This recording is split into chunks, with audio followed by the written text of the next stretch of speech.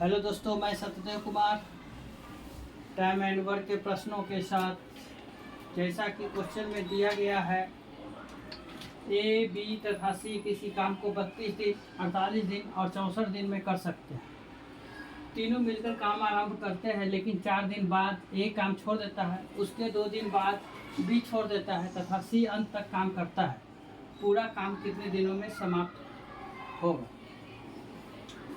तो इसमें तीनों का दिया हुआ है, लेकिन सेकेंड लाइन में बोला गया है कि 4 दिन बाद ए छोड़ता है, उसके 2 दिन बाद बी छोड़ता है।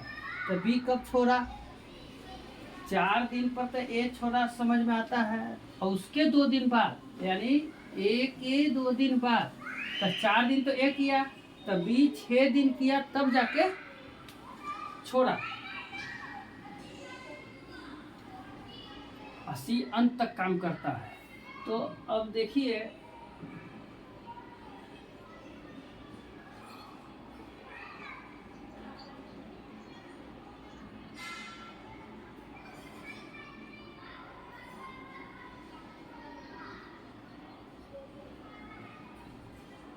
ए जो है 32 दिन,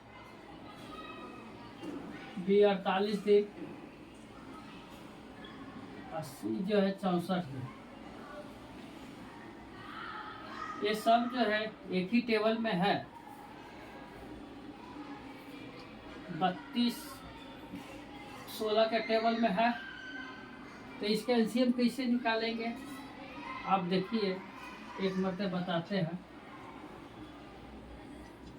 32, 48 और 64। तो देखिए, सब जो है 16 के टेबल में है। तो 16 के टेबल में है, तो देखिए 16 दूनी 32, 16 48, 16 चौक 64।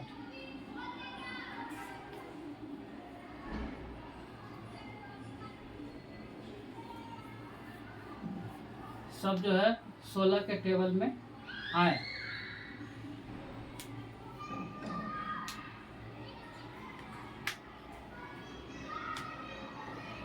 सब में कॉमन हो गया 16। अब ऊपर वाला कैल्शियम निकाल दीजिए। छोटा जो है 4 3 2, 4 3 2 कैल्शियम निकालेंगे तो कितना होगा? 12। तो इसमें 12 से गुना कीजिए, तो 12 और 16 में, तो 16 12 6 72 के 2, बाकी 7, 12 एकम 12 और 12 7 19।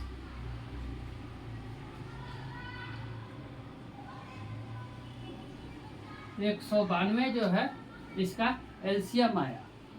टोटल एलसीएम कितना आया? 192। यानी 92 जो 100 एलसीएम आया, वो टोटल वर्क हुआ। एलसीएम जो है इसका टोटल वर्क हुआ। अब 32 से 192 में भाग देंगे तो 6 बार कटेगा। फिर 48 से भाग देंगे, 4 बार में काटेगा। और 64 से भाग देंगे 192 में, तो 3 बार में कटेगा।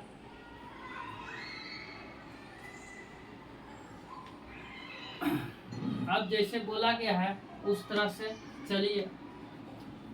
अब बोला गया है कि 4 दिन ये काम करता है। ये जो है 4 दिन काम किया, तो एक क्षमता कितना? 6। बी जो है उसके 2 दिन बाद छोड़ देता है, तो 4 दिन और 2 दिन 6 दिन के बाद छोड़ता है। तो 6 दिन काम किया बी, लेकिन बी की क्षमता कितनी है? 4। तो ए और बी तो छोड़ दिया, बचा कौन? सी। तो सी की क्षमता कितना है? टी, 3 है, और गुने टी। और हमको टोटल वर्क कितना है? 192। टोटल वर्क जो है 192 है।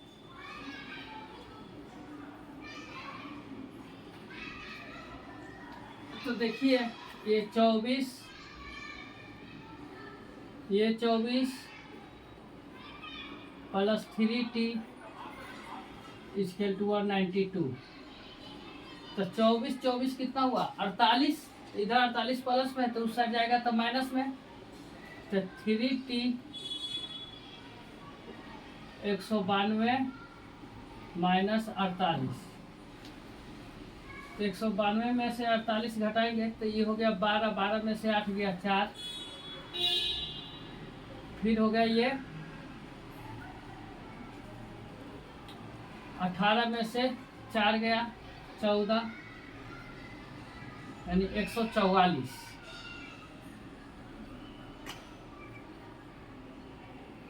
तो t बराबर क्या हो गया, t बराबर हो जाएगा 144 बटा 3, 3 से काटेंगे 3 चौक 12, बाकी 2, तो 2 पर 4 24 हो गया, तो 3 या 24, 48 दिन। तो इस सी के पूछा कि शेष काम कितने दिन में हुआ, तो 48 दिन। तो बोला गया है कि पूरा काम कितने दिन में होगा, तो कुल समय पूछा गया है, तो कुल समय 48 प्लस 4 दिन तो ए किया, प्लस बी कितना दिन किया 6 दिन, तो ये हो गया 48 और 10 58 दिन। 58 दिन में जो है टोटल वर्क समाप्त हो, ये इसका आंसर हुआ। अब सेकंड नंबर सवाल है, ए बी तथा सी किसी काम को 10 दिन 15 दिन 20 दिन में कर सकता है। तीनों ने मिलकर एक साथ काम आरंभ किया, परंतु 2 दिन बाद ए तथा 3 दिन बाद बी ने काम छोड़ दिए, तो शेष काम सी अकेले कितने दिन में करेगा। क्वेश्चन पढ़ने में सेम टू सेम लग रहा है, लेकिन थोड़ा सा फर्क है।